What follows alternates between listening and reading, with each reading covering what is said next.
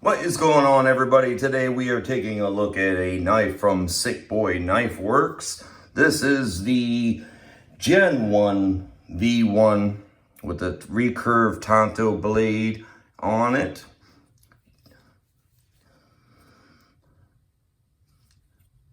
I fell in love with this knife as soon as I saw it. I loved the frag pattern that they have on it. He had made on this, and the hammered aspect on the lanyard and the pocket clip there.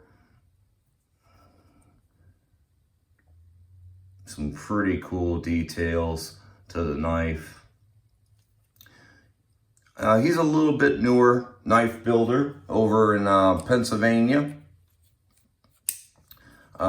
This one here, I think, is really kind of one of his more first folding knives that I think he's made. There's no numbers on this, so I don't know if this was a little bit more of a prototype, maybe, because all his knives now are numbered. But you know, he is a knife builder that is up and coming, you know, to his own style. Everything is made by hand. He's not manufacturing, he's not using CNC. Everything is, right down to the nitty gritty. He's bandsawing out the titanium scales and then detailing them, so so the handle is titanium with a frag pattern style to it, and we have a Recurve Tanto, which he has listed as 3/16 AEB-L steel. Typical for a lot of knife makers that are, kind of not, they're using kind of a lot more of the raw steels. They're not, using the super steels, obviously. You start getting into them super steel, the super steels really become a challenge, and hard on materials.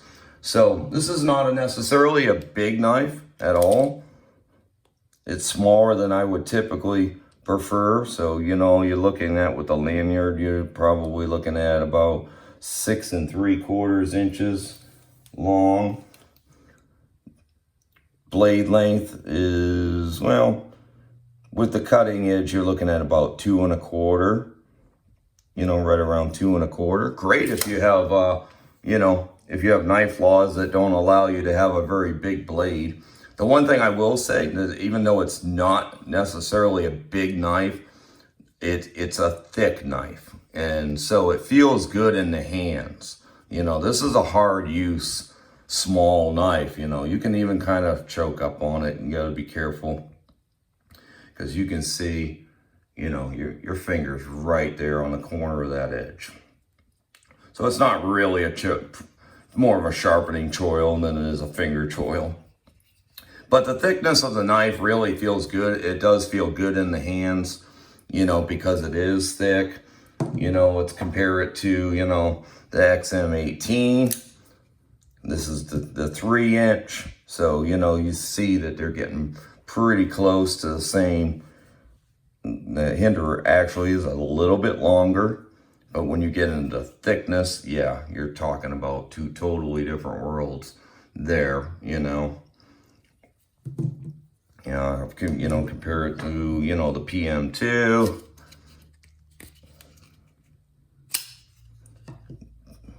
Big size difference there. So yeah, it's not a big knife, which is good if, you have laws that, don't, restrict you from having certain size knives. You can see that blade actually got me a little bit there. So yeah, not bad if you have restrictions on blade length, so it's a small knife. It's a nice thick, beefy stock on there. Let's see. I said it was, what, 3/16. So let's see where she actually comes in at here. Get off millimeter there.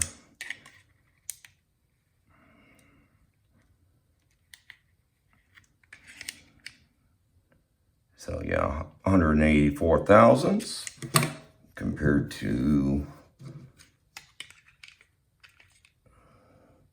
140 thousandths on the Hinderer. So yeah, definitely some distance there on that.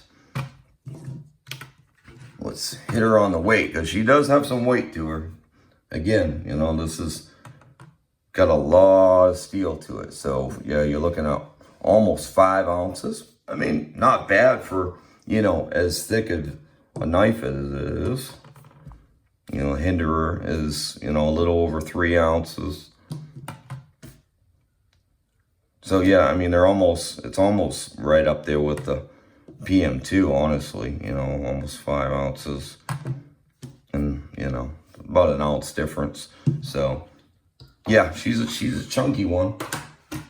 But that's what makes it feel good in the hand. For such a small knife, that chunkiness actually makes it feel good in the hand. You certainly don't feel like it definitely ain't gonna slip out of your hands. That frag pattern back here too, really allows you to get a really good grip on there. So you're not feeling like you're gonna slip off or anything like that. The pocket clip does kind of it seems to act as an over travel stop. The pocket clip's a real pain. It's some really thick steel. If you have thick pants, it's really a challenge. It just doesn't have really much of a lip on, it does on this side. It does have a little bit of a lip there, but when you start getting over here, it doesn't. And I think that's because it's, working more as a over travel stop. So yeah, it's a little bit of a bugger to get into really thick pants. The action is pretty good. Again, it's on washers, I do believe, so Foster Braun washers. So, nothing fancy here. This is, like I said, this is a knife that is definitely geared to a lot more of a hard use aspect. You have a nice, bead blasted handle. I almost would say that the blade is probably has a little bead blasting to it too, from the looks of it, except for obviously the grind lines, which are pretty nice grind lines. That was his maker's mark. I think he's actually since changed it. So I think he's changed it. I'm not sure, but hardware is a little on the small side. I mean, those are, small. I'm sure 6. Yeah, I'm sure those are 6s. Let's see here. Yeah, I don't get a bit here handy. I'm sure it's a 6. So pretty small for, such a aggressive knife. Okay, that might not be a 6. That might actually be a T5. Yeah, that's a T5. Yeah, so needless to say, the hardware is pretty on the small side there. For a hard use knife, I would certainly prefer to see a little bit bigger on it, but like I said, I think this is a little bit older model for him. He might have made changes to a lot of that. I'm not sure, haven't been able to keep up on them. I got this knife, I got it from Southern Edges, I think, probably about 2 months ago. So pretty cool. Like I said, it's got a heavy duty action to it, flips out good. Pretty much like the Hinderer, just like the Hinderer on, this is obviously not a tri-way. So this is on just washers. Pretty much the same. It's not just gonna fly away on you. It's not on bearings. So the action is it's there, you know, but it's not like it's on bearings, you know. Bearings is totally a different thing. But anyhow, yeah, it feels good in the hands. This is a rugged knife, you know, and even with everything going on, you know, everything really isn't super sharp. I mean, back here is probably the most aggressive aspect, but you don't notice it in your palm too badly. Little bit maybe in here, you know, those very fine ends there. You know, if you're really using it for a long period of time, I can see where maybe it could be a little uncomfortable for some people.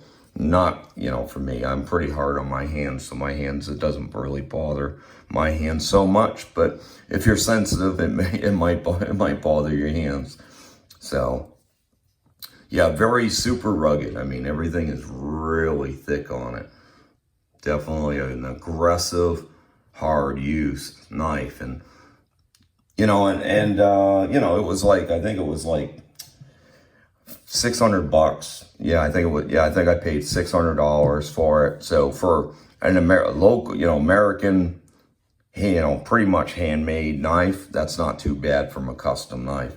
You know, again, you know, this might be, you know, more of his prototype. Some of his newer stuff might be a little bit more.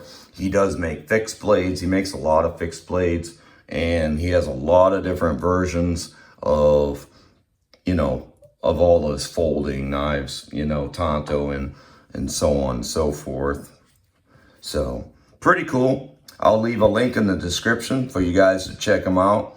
And, you know, in case you want to go over there and take a look, see what he's got. He also, I do believe, yeah, he also has a Facebook group, you know, that where a lot of guys roll on there too, maybe selling old, you know, used knives and stuff like that. So you may even want to check that out. But I'll leave a link to just right in the description for his website, so you guys can go and check him out.